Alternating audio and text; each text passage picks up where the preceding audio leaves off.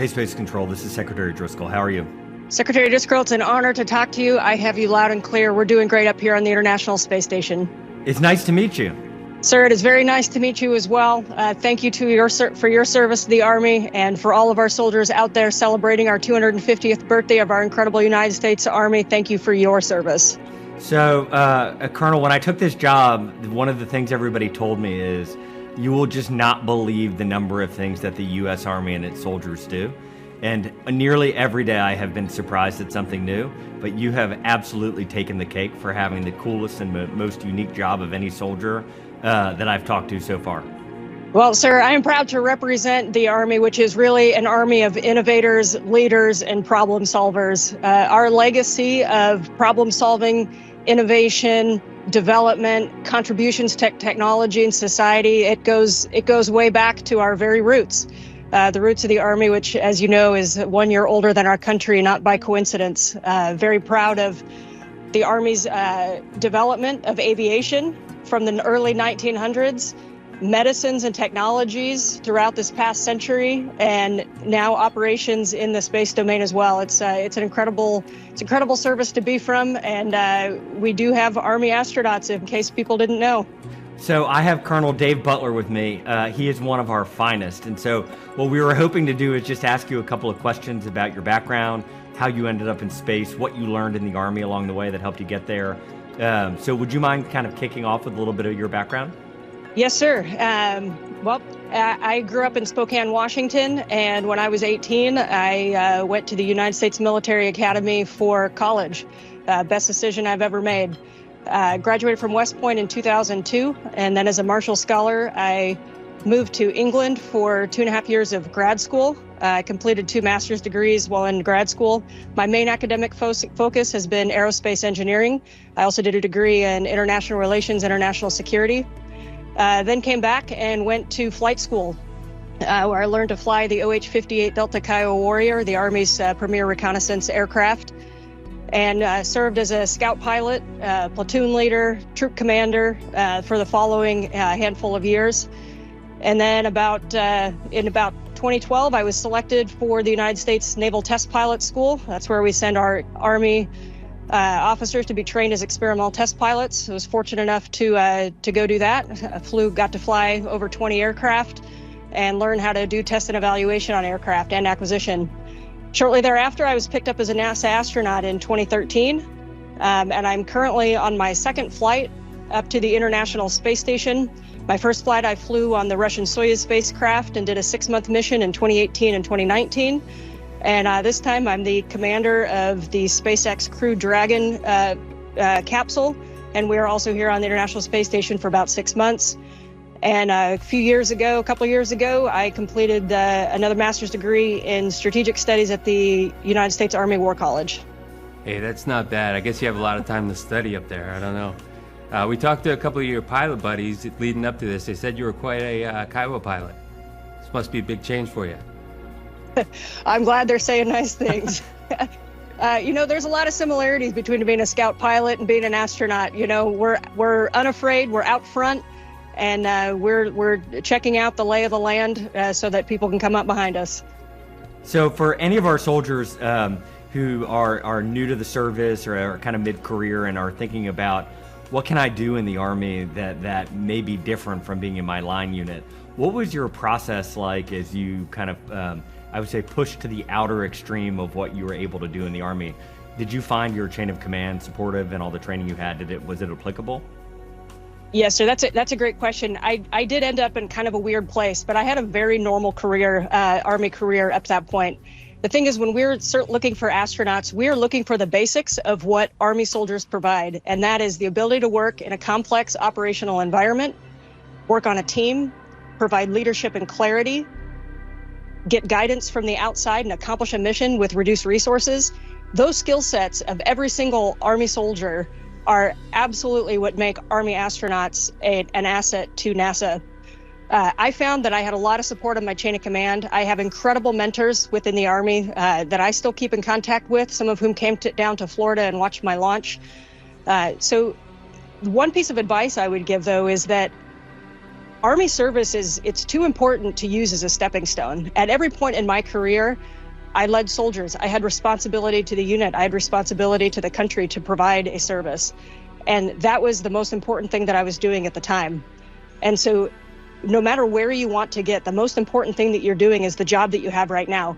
And, we all know that your path in the Army is not always of your choosing. If I had laid out the map of where the jobs that I wanted to do, it would not look like the jobs that I ended up doing. And I was told as a young officer, listen, you're going to get jobs that are not the ones that you want. And what you need to do is the absolute best job. You're going to take something from every job that you have, and you're going to provide something to every job that you have. And that advice was absolutely spot on. And that's what I would tell everybody is do the job that you're doing right now with your whole heart into it, because soldiers are depending on you. The organization is depending on you.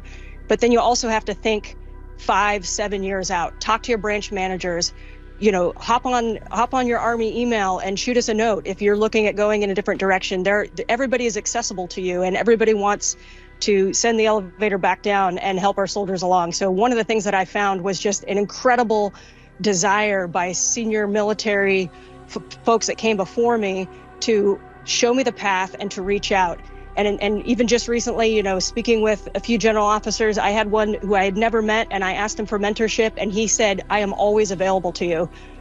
That is what I got from my Army leaders, and it's absolutely why I'm here right now. Yeah, that's great. That's actually the same exact advice that General George gives to whatever level.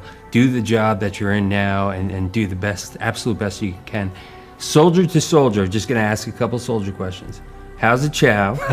And do you get any time to do PT? You get any time to work out? And then I have to add one. I think your birthday was a couple days ago.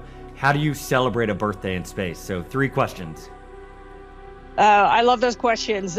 Soldiers always want to know about chow and workouts. So first of all, for workouts, we do work out. In fact, this is like the best environment for working out because it is on our timeline every single day. We have a timeline that is given to us by mission control, and 2.5 hours of that every day is working out. Now, we call it countermeasures, and it is very true. It is a countermeasure because actually what we're doing is combating bone loss and muscle loss.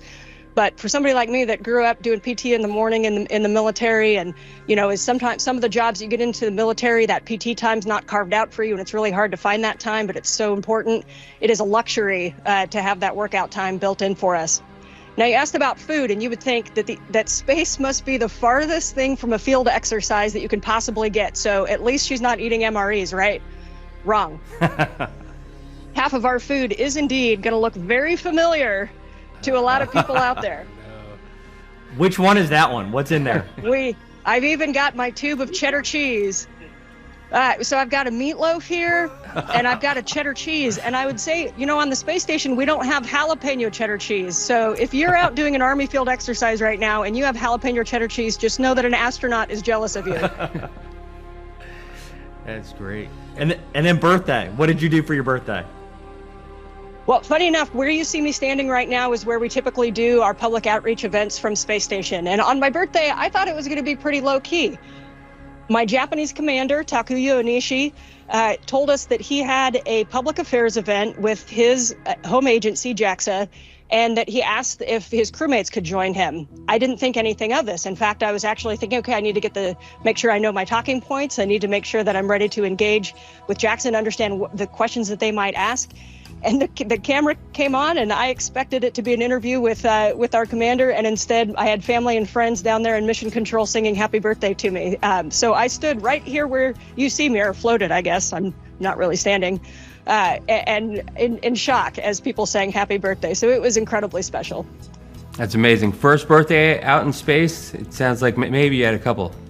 I have had 2 birthdays in space, and there's a fun fact. This is a law up here. Birthdays do not count in space. So I've gotten to shave a couple of years off of my age. That's amazing. And so I guess one kind of wrap-up question is, as you think of the Army's 250th birthday, we're so excited to tell the stories of soldiers and what they've done since kind of pre-American Revolution all the way to recently helping with forest fires and flooding, and they're all over the world. They're up in space. I guess if you were going to pass a message to the force, what would that message be? To the Army soldiers, I would say that my proudest accomplishment is getting to serve alongside the soldiers of our United States Army. Every single Army soldier, civilian, contractor, and family member is vital to the success of our nation, and your service matters. It matters to the American people, and it matters to me personally, and it matters to people all around the world. The way that we execute our mission and we uphold our values, we represent the best of character for the country. It is a vital mission. It's a no-fail mission. It's no coincidence that our Army is 1 year older than our nation. We protect and we provide freedom. That is also a no-fail mission. So as we celebrate 250 years of service, we also want to look back at the legacy of the soldiers and folks that came before us and the sacrifices that were made so that we may enjoy the freedoms that we have today. So my biggest message to the Army today is thank you. Thank you. The nation and the world relies on us now more than ever. Well, we just want to say on behalf of General George and me and Colonel Butler, we are incredibly proud of you. We're so excited to continue to watch you from afar and watch all the cool things you're doing. And when you get back down on land, come visit us in the Pentagon.